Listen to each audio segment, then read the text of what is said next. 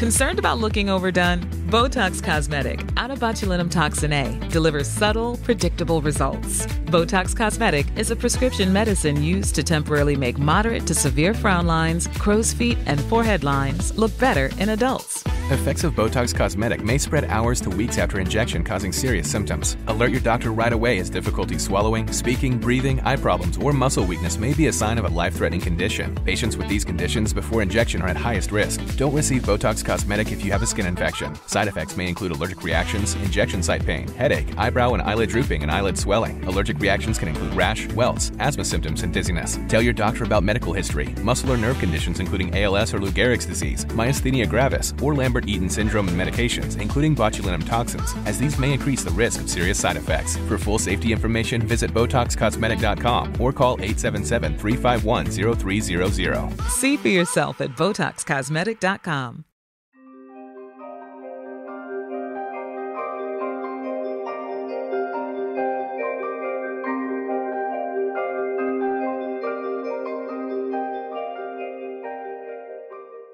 A cidade de Ananindeua, localizada no estado do Pará, acorda no dia 11 de julho de 2011 em choque. Um corpo havia sido encontrado no banheiro de um quarto de hotel esquartejado, sem cabeça, sem os dedos. Por 30 dias, os moradores acompanharam a caçada da polícia aos responsáveis por esse crime hediondo. O episódio de hoje é o caso Joelson Ramos de Souza. Oi pessoas, tudo bom? Primeiramente, sejam bem-vindos. Meu nome é Gisele e esse é o Sob Investigação. Caso você esteja ouvindo esse episódio no Spotify ou na Apple Podcast e puder, deixa sua avaliação pra gente. Isso ajuda muito o podcast a subir nos charts das plataformas e mais pessoas conhecerem o Sob Investigação. E se você ainda não é nosso apoiador, considere se tornar um. Nossa campanha na Aurelo está aberta e operante. Nossos apoios começam com R$3. Isso mesmo, R$3. 3? R$3. R$3? R$3. Para conseguir apoiar o podcast, você precisa acessar o site da Aurelo, mas ele está aqui na descrição do episódio, então é bem fácil. Depois você pode acessar o podcast pelo aplicativo da Aurelo, que tem disponível para o iOS e para Android. Nesse mês de setembro, a Aurelo está dobrando todos os apoios. Então, se você apoiar hoje com R$3, eles colocam mais 3. Se você ajudar com 10, eles colocam mais 10. Então, se vocês puderem, eu ficaria muito agradecida pela ajuda. O Sob Investigação precisa muito do apoio de vocês. O primeiro caso exclusivo já está disponível na Aurelo, o caso Césio 137, que essa semana completou 35 anos. E semana que vem, o caso será o do Delmo, que aconteceu na cidade de Manaus em 1952. Mas se você não puder contribuir mensalmente, ou não quer também, porque afinal de contas ninguém é obrigado, né? Você pode ajudar compartilhando e marcando a gente nas redes sociais. E claro, ouvindo os episódios na Aurelo. A cada reprodução, a Aurelo remunera simbolicamente o podcaster. Nosso Pix também está aqui na descrição, só em caso você queira fazer uma única contribuição. E pode ser de qualquer valor, tá, gente? Já ajuda muito. As fotos, fontes de pesquisa e roteiro desse episódio já estão disponíveis no blog. O link está aqui na descrição. E nos siga lá no Instagram ou no Twitter, @sobinvestigação. Caso alguém citado nesse episódio queira, por qualquer motivo, entrar em contato, envie um e-mail para sobinvestigação@gmail.com. Sob Investigação, sem C cedilha, sem o tio e com 2.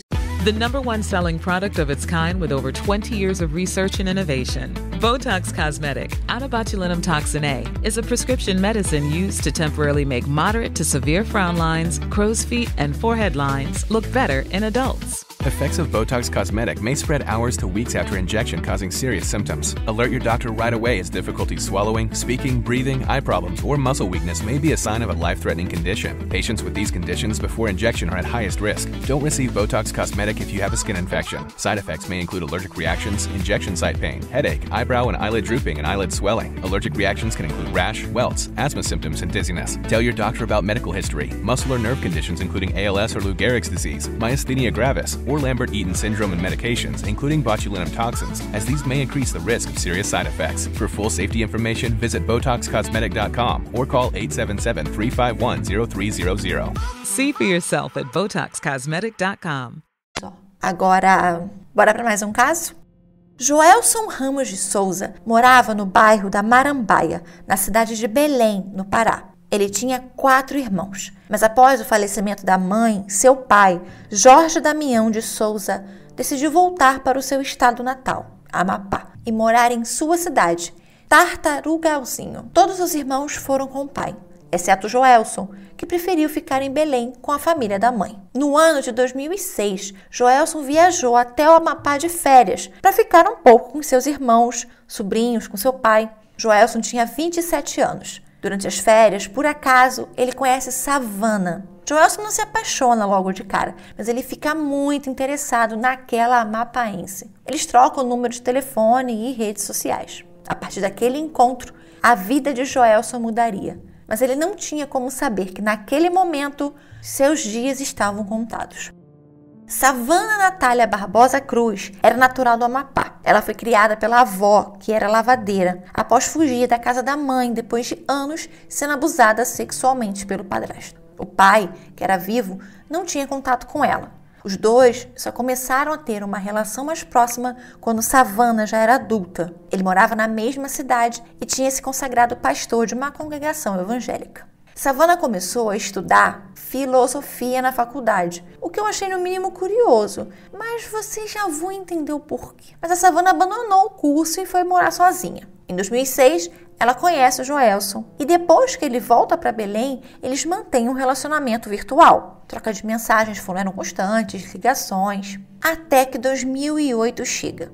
A Savana trabalhava em um supermercado em Macapá e foi no supermercado que ela conheceu o Raimundo. Mas o Raimundo não era um colega de trabalho. O Raimundo trabalhava como mototaxista e ele ia às vezes levar uma amiga dela e que também trabalhava no supermercado. Um dia, o Raimundo, depois de deixar essa amiga no trabalho, pede que ela entregue um recado à Savana, falando do interesse dele nela e que ele queria muito poder conhecê-la melhor. Savana, no início, não se entusiasmou muito. Em uma entrevista, ela chega a dizer que ela não tinha atração por homens pretos, então ela não ficou interessada no primeiro momento. Mas depois de um tempo e insistência, ela topou conhecê-lo melhor e acabou se apaixonando. Você, em uma situação dessas, sendo a Savana, mantendo uma relação virtual, naquele momento, há 2 anos, com alguém que você só viu uma vez pessoalmente, se apaixonando por outra pessoa, sendo sensata ou sensato, como eu sei que você é, eu acho que você explicaria para o Joelson que você acabou se apaixonando, afinal, ninguém está imune de se apaixonar. Mas nada mais justo do que deixar claro os seus sentimentos e viver esse novo amor, né? Não. Uma pessoa sensata faria isso, mas não a Savana. Ela continuou seu relacionamento com o Joelson, como se nada tivesse acontecendo. Continuou pedindo ajuda financeira, continuou aceitando presentes, continuou alimentando aquela relação à distância. Porque os olhos não veem, o coração não sente, né? E se você acha que já tem bastante gente nessa história, errou de novo. Além de Savana, Joelson e Raimundo, ainda existiam outras 3 pessoas nesse relacionamento. A esposa e os 2 filhos de Raimundo. Isso mesmo. Raimundo era casado e pai de 2 crianças. Savana sabia disso e aceitou. Aceitou ser amante dele sob a promessa mais antiga do mundo, a de que o homem casado largaria o casamento infeliz e os filhos para viver livremente com a mulher que ele realmente ama, que é o amor da vida dele. E como muitas vezes acontece com promessas, essa nunca foi cumprida. A própria Savana admite que ela tinha uma relação muito forte com o Raimundo, principalmente física. Era tudo muito intenso entre eles. Devia ser a adrenalina, né, da esposa dele acabar descobrindo, e aí dava aquele toque de emoção, tô imaginando, né? O Joelson era algo só virtual, era algo frio, então não era algo que realmente interessava ela. O Joelson, sem saber de nada, continuava mandando presentes por correspondência. Uma vez ele chegou a enviar para Savana R$2.000 em dinheiro. Para ele, aquela relação era séria e seria para a vida inteira. Eles estavam até fazendo planos.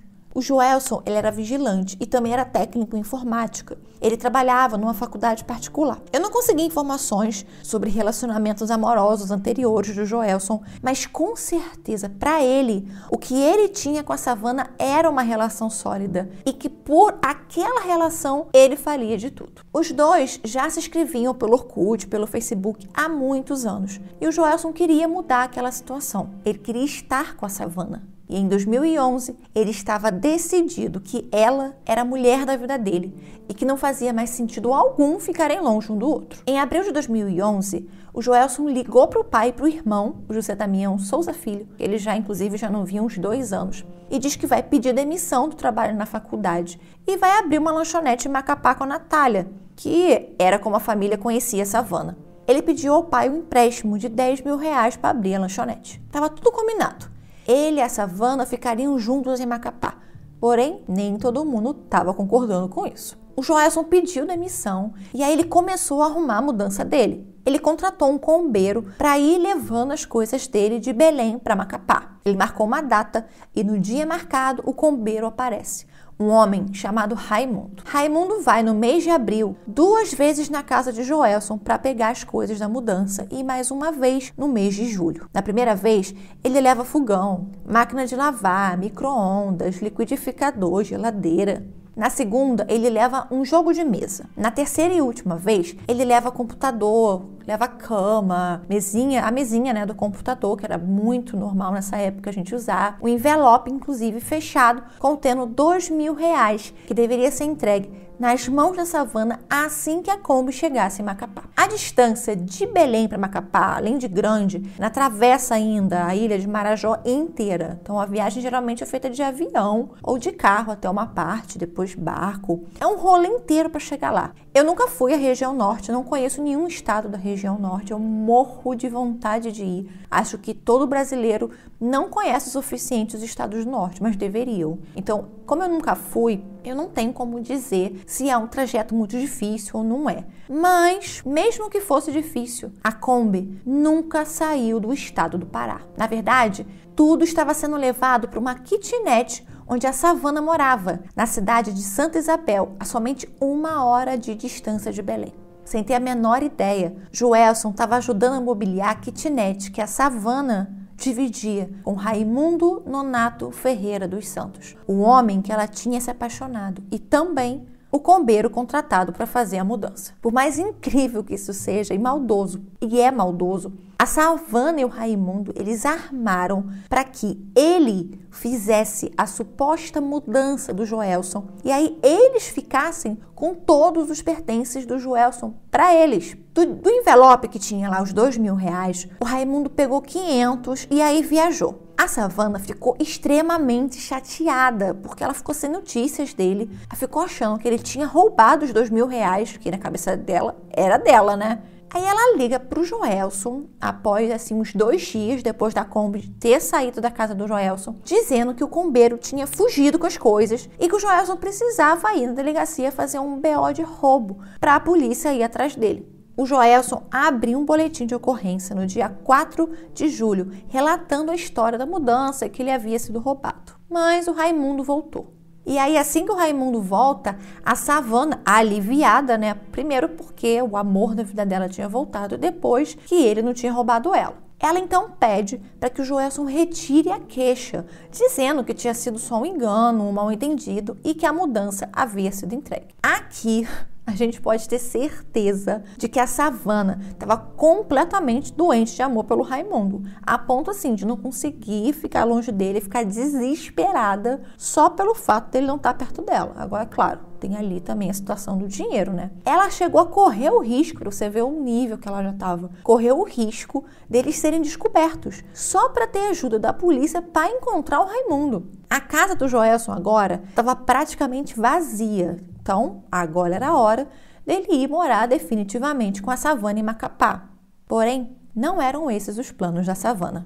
O Joelson comprou passagem para Macapá via barco. Ele viajaria no dia 11 de julho. Sabendo disso, Savannah não podia adiar mais. Joelson precisava morrer.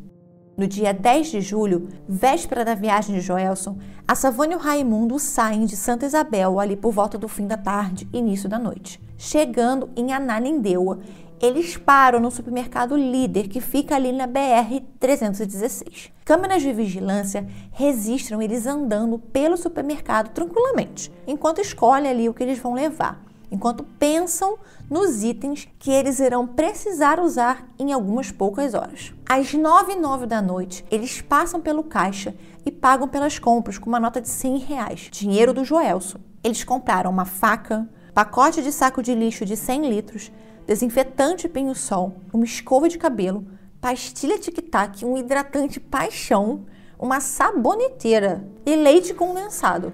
A lista de compras eu vou deixar inclusive lá no blog. O porquê da saboneteira, de um hidratante, do leite condensado, eu não faço a mínima ideia. Não tem absolutamente nada a ver. Talvez seja para disfarçar o fato de estar comprando uma faca e saco de lixo, né? Que a pessoa, quando está com a consciência pesada, acha que está estampada na testa dela que ela vai cometer um crime, que ela vai fazer alguma coisa errada. Os dois passam pelas câmeras de segurança do mercado abraçados, assim, levando as bolsas, num comportamento super normal de quem está só ali fazendo uma comprinha do dia a dia. O casal pediu um táxi e às 9h30 da noite eles entram no carro. O Raimundo, ele pergunta para o taxista se ele conhece algum motel ali mesmo pertinho. O motorista indica um motel colonial, que tinha na fachada, inclusive, o nome de pousada, na verdade. Um preço ali de R$15 o quarto. Faltando 20 minutos para as 10 da noite, o casal chega ao motel. A recepcionista pede o RG da Savana, que diz não ter, e aí eles pedem 2 quartos, a recepcionista pede para dar uma olhada no carro, para ver se não tem nenhum menor de idade. A Savana vai para o quarto 403 e o Raimundo vai para o quarto do lado, 405.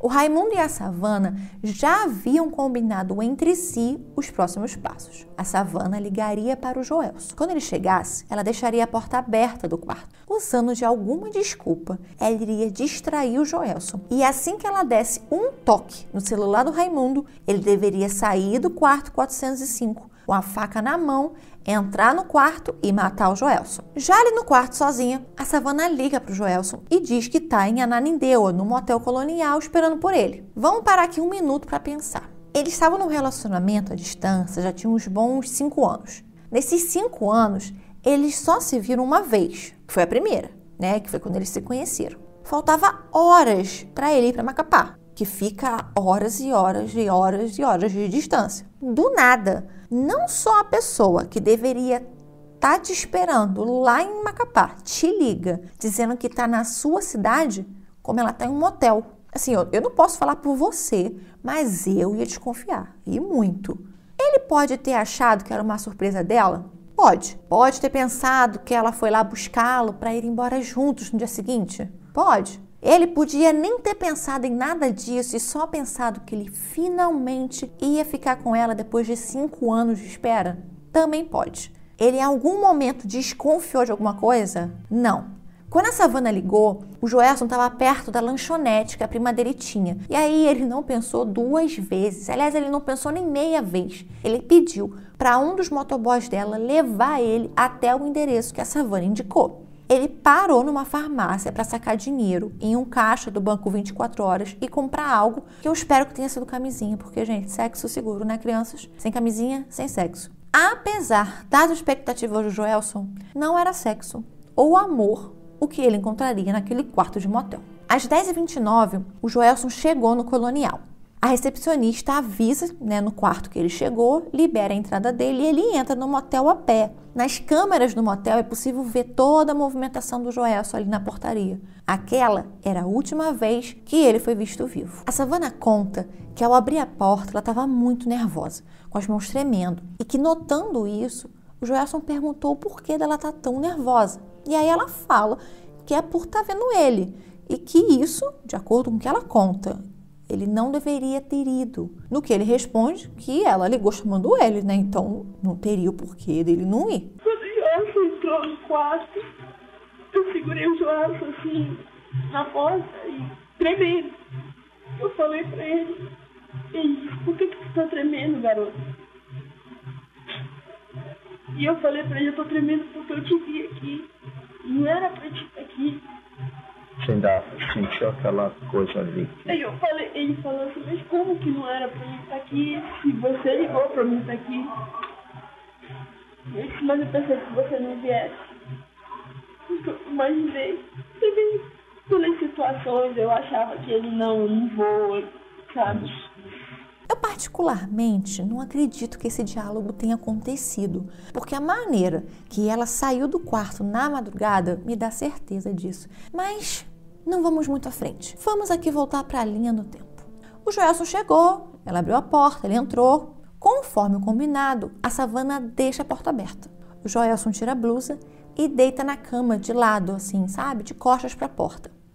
A Savannah diz que vai no frigobar, que fica um pouquinho distante da cama, pegar algo para ela beber, que ela estava com sede. É quando ela liga para o Raimundo. Era o sinal que ele estava esperando. O Joelson se assusta ao ver o Raimundo dentro do quarto e tenta gritar. A Savannah tampa a boca dele, enquanto o Raimundo desfere 10 facadas nas costas de Joelson e outras 3 no peito. Joelson, aos 32 anos, está morto. Depois de confirmarem que ele já não estava vivo, os dois arrastam o corpo até o banheiro e ligam o chuveiro. Como tirar aquele corpo dali agora? Lembra das compras? Além da faca, eles compraram o quê? Sacos de lixo. Então Joelson sairia dali neles, em pedaços. Enquanto Raimundo deixava Joelson embaixo do chuveiro, Savannah voltou para dentro do quarto e começou a limpar todo o sangue que ela podia ver. Com o desinfetante PIN e a própria blusa do Joelson, ela limpa o quarto e tenta remover qualquer impressão digital que ela ou Raimundo possam ter deixado. Ela inclusive chega a contar que durante as facadas, sangue do Joelson espirrou nela. Coisa para me tomar. E eu liguei pro Raimundo. Ele não teve como reagir. Foi muito rápido da maneira que ele entrou e já perfurou ele. Quando ele fez a primeira perfuração, eu tava quase que de frente, espirrou um pouco de sangue em mim, eu levantei para limpar. Raimundo começa a esquartejar o corpo do Joelson. A Savannah, temendo que o corpo fosse identificado, manda decapitar. Com o corpo já em pedaços e sem a cabeça, a Savannah lembra das digitais. Era melhor tirar os dedos, assim dificultaria ainda mais que alguém descobrisse quem ele era. Ela corta o primeiro dedo. Ela diz que só cortou esse dedo e não conseguiu cortar os outros, que não aguentou, e que o Raimundo cortou os outros 9. Raimundo já conta que foi Savannah que cortou os 10. Os dedos foram jogados no vaso sanitário, um por um, descarga após descarga. Eles colocaram um tronco, pernas e braços nos sacos plásticos, a cabeça dentro de um saco de lixo e por fora um dos sacos do supermercado, para disfarçar. E agora? Bem, agora o plano era tirar ele daqui. Mas como? O quarto onde eles estavam não tinha garagem. Era distante da entrada do motel, já que os quartos ficavam no fundo. Então, como o doutor Carlos Faria sempre diz nos programas em que ele vai, é de uma pobreza intelectual imensa. Eles compram uma faca, compram um saco de lixo, mas eles vão de táxi para um motel. E aí, chegando no motel, eles pegam um quarto que não tem como pedir um carro que pare lá na porta e que fica extremamente longe da entrada. Então, assim, é uma pobreza mental incalculável. Não tinha como eles retirarem 3 sacos cheios, pesados do motel sem serem pegos, né? Então, o jeito era o quê? Deixar no quarto. Mas não antes de roubar o morto. Eles levam os documentos dele, cartões de banco, o relógio que ele usava e todo o dinheiro que ele tinha acabado de sacar. O Raimundo volta para o quarto 405. De lá, ele paga o quarto dele e pede um táxi. À 00:50, o táxi chega e, levando a sacola com a cabeça do Joelson, ele vai embora. 15 minutos depois, Savannah é vista saindo do quarto 403, tranquila, caminhando enquanto bebe uma cerveja e vai em direção à entrada do motel. Ela paga pelo quarto e avisa que o homem que estava com ela decidiu dormir lá mesmo. Raimundo ficou próximo a uma pizzaria ali na BR-316 mesmo, que é pertinho. De lá, ele jogou a cabeça numa lixeira em frente a uma revendedora de carros. O taxista que levava a Savannah a deixou próximo a uma lanchonete. Daquele lugar, ela foi até o terminal rodoviário e encontrou com Raimundo. A Savannah entrega a chave da casa do Joelson para o Raimundo e manda ele ir lá para ver o que mais tem para roubar, porque eles não estavam satisfeitos. Ele chama um mototáxi às 1h30 da manhã e vai até a casa. A Savannah fica lá na rodoviária aguardando. Quase 4 da manhã ele volta com uma mochila nas costas e um saco branco. Mais uma vez, Joelson era roubado. E não parou por aí. Os dois pararam em uma lanchonete. Depois de tudo aquilo, eles aparentemente ainda tinham estômago para comer. No balcão da loja, eles estavam se abraçando, se beijando enquanto comiam, bebiam cerveja e o Raimundo fumando um cigarro atrás do outro. Assim, você vê, dá pra ver muito bem nas câmeras de segurança da lanchonete. É um negócio assim, muito bizarro. Mais tarde, naquele mesmo dia, a Savannah usou o cartão do Joelson e sacou R$800 da conta dele. Lá no motel colonial, as moças que limpavam os quartos começaram a achar estranho aquele hóspede lá do 403 ainda não ter pedido café, não ter feito nenhum barulho. Parecia até que não tinha ninguém dentro do quarto. Após diversas tentativas de chamar, bater na porta, uma delas resolve pegar a chave mestra e abrir o quarto. A porta não estava nem fechada. Ao entrar e chegar no banheiro, ela se depara com um corpo dentro de sacos de lixo. Imediatamente, ela liga desesperada para o dono do motel e avisa que um crime tinha acontecido. Eram 10 da manhã do dia 11 de julho de 2011. A polícia não demora muito a chegar. O corpo é encontrado dentro dos sacos de lixo, sem a cabeça e sem todos os 10 dedos das mãos. A perícia criminal é chamada. No local de crime, começam a ser recolhidos diversos vestígios, que, se você já me segue lá no Instagram, já deve saber o que significa vestígio e qual é a diferença, né, gente, entre vestígio, evidência, indício. Então, se você não me segue, siga, por favor. O perito, ele chegou a recolher pegadas, manchas de sangue, impressões digitais, embalagens de uma escova de cabelo, lembra? Aquela que ela comprou? E a embalagem do Tic Tac. A notícia de um corpo encontrado num quarto de motel esquartejado, logo estava nos jornais locais. E já na hora do almoço, toda a cidade já sabia o que tinha acontecido na noite anterior. Mas afinal, de quem seria aquele corpo? Ninguém sabia. Nem a recepção do motel, porque parece que ninguém era obrigado a apresentar um documento de identificação ou nome nessa portaria, né? Através dos códigos de barra dos produtos, a polícia conseguiu rastrear aonde eles tinham sido distribuídos e que foram vendidos na noite anterior. Os vídeos do supermercado não tinham uma qualidade muito boa e dos ângulos que estavam também não foi possível ver com muita clareza o rosto das pessoas, mas dava para saber que era um casal. Durante um programa ao vivo, a tia do Joelson reconheceu as roupas que a vítima estava usando, que tinha sido encontrado no quarto e que estava passando no programa. Ela liga para o programa e relata ali ao vivo as roupas que ele estava usando da última vez que ele tinha sido visto. O policial, que estava ali dando entrevista, que também estava ao vivo, confirma que a descrição dela batia com as roupas encontradas. A tia, ainda durante o programa, conta que ele estava sumido desde as 8 horas da noite do dia 10 e que ele estava de mudança para morar com uma namorada. Só que não era só a tia do Joelson que estava assistindo ao programa. O Raimundo também estava. Ali, até aquele dia, 12 de julho, ele e a Savannah ainda estavam na kitnet. Inclusive, a Savannah, ela tinha ido novamente no banco sacar mais R$130 da conta do Joelson. Olha, inacreditável. Depois de ver a repercussão do caso, né, que a família já tinha reconhecido, já sabiam da existência da Savannah, os dois então decidiram fugir. Eles foram para várias cidades até chegarem em novo repartimento, ainda no estado do Pará. Pelas câmeras de segurança do motel, a polícia conseguiu pegar as placas dos táxis que levaram os dois, a moto que levou o Joelson e os táxis que depois pegaram eles no motel. Os taxistas deram as características das pessoas que eles transportaram e, a partir daí, foram feitos retratos falados.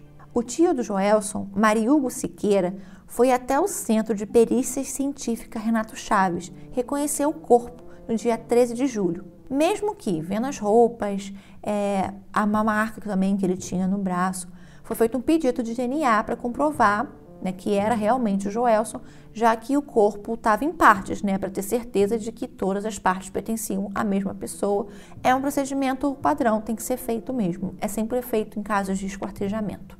Do IML, o corpo saiu para ser enterrado sem velório, no cemitério São Jorge, no bairro de Marambaia, em Belém. Com o corpo já identificado, a polícia então se dirige para a casa do Joelson. Lá, eles encontraram algumas anotações do Joelson e entre essas anotações tinha o nome completo, um RG e CPF da Savana Natália. Eles também acabaram conseguindo acesso aos perfis sociais do Joelson no Orkut, que Deus o tenha, saudades, e também no Facebook. Uma das pessoas que ele seguia tinha o mesmo nome que estava ali anotado. E aí, pelas fotos do perfil da Savana, a polícia conseguiu localizar aonde ela morava. Vocês sabem que isso já aconteceu comigo há um tempo atrás, acho que ano passado.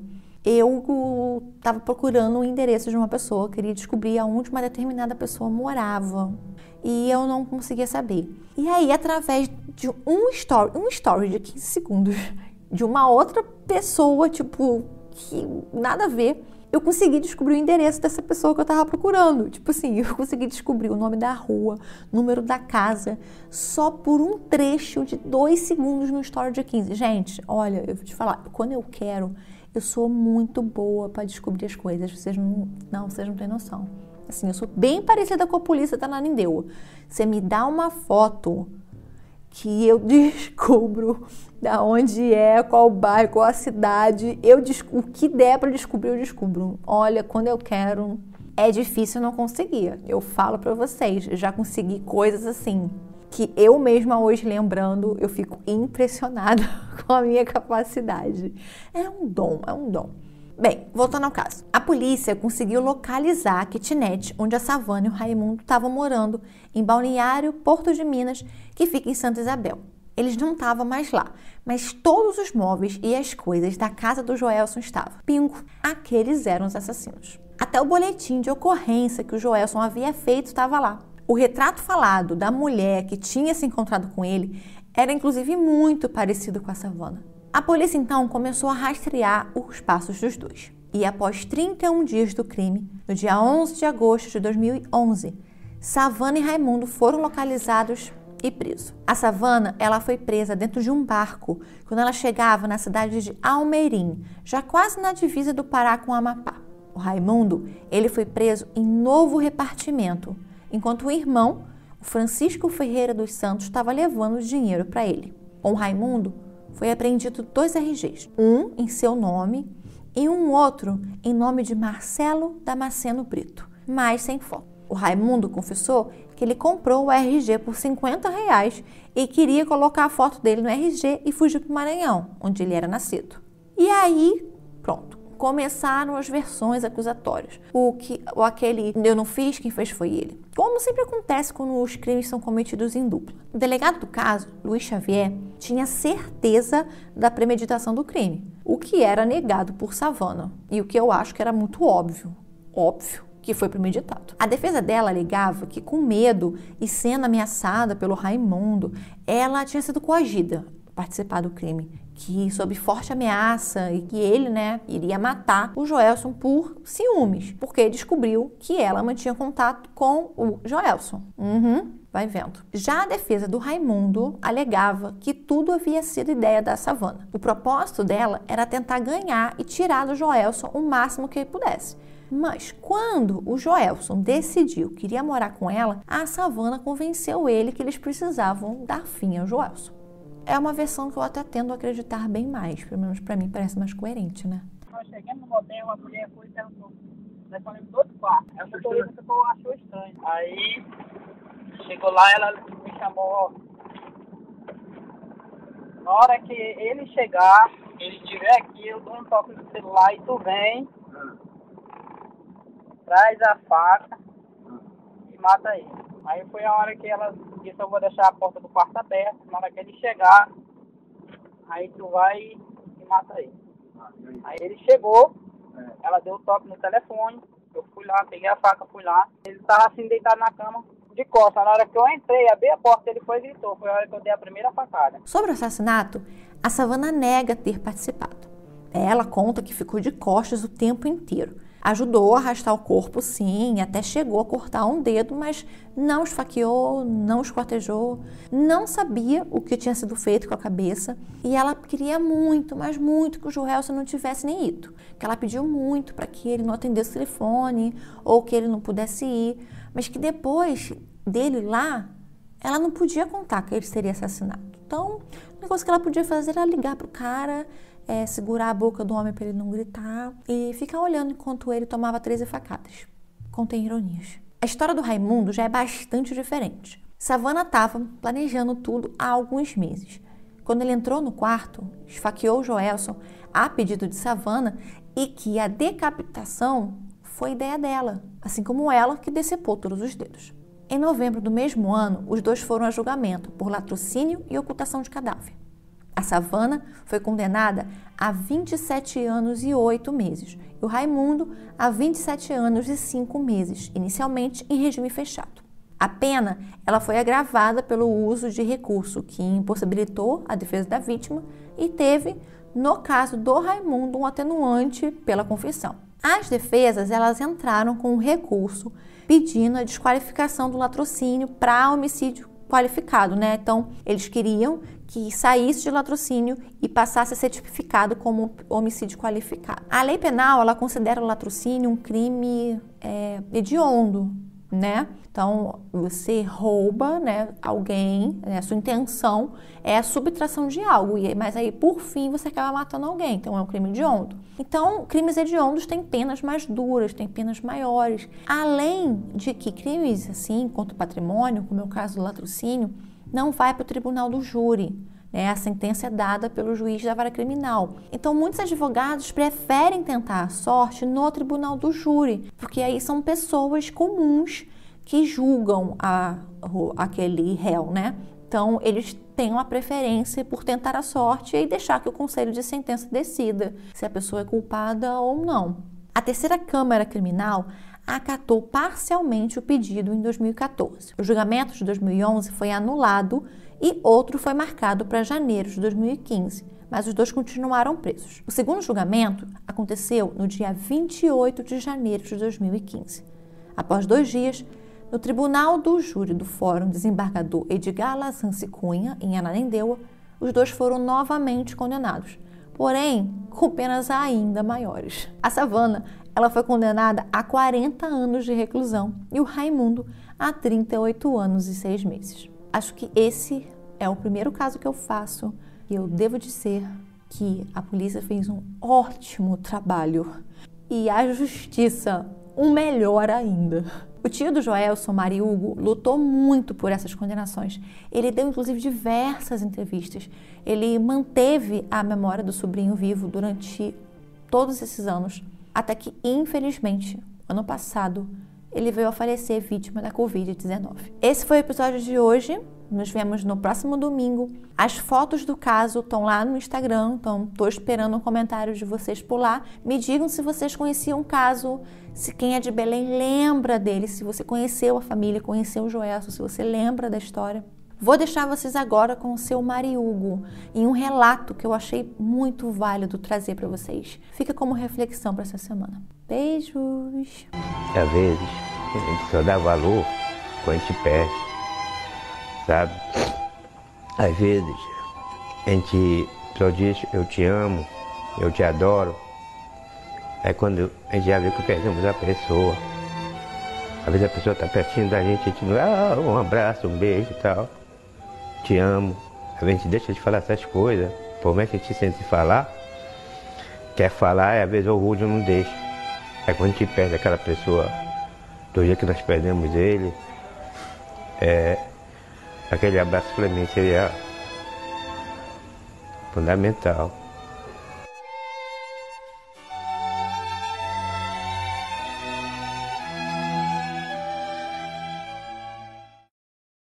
Concerned about looking overdone? Botox Cosmetic, out of botulinum toxin A, delivers subtle, predictable results. Botox Cosmetic is a prescription medicine used to temporarily make moderate to severe frown lines, crow's feet, and forehead lines look better in adults. Effects of Botox Cosmetic may spread hours to weeks after injection, causing serious symptoms. Alert your doctor right away as difficulty swallowing, speaking, breathing, eye problems, or muscle weakness may be a sign of a life-threatening condition. Patients with these conditions before injection are at highest risk. Don't receive Botox Cosmetic if you have a skin infection. Side effects may include allergic reactions, injection site pain, headache, eyebrow and eyelid drooping, and eyelid swelling. Allergic reactions can include rash, welts, asthma symptoms, and dizziness. Tell your doctor about medical history, muscle or nerve conditions including ALS or Lou Gehrig's disease, myasthenia gravis, or Lambert-Eaton syndrome, and medications, including botulinum toxins, as these may increase the risk of serious side effects. For full safety information, visit BotoxCosmetic.com or call 877-351-0300. See for yourself at BotoxCosmetic.com.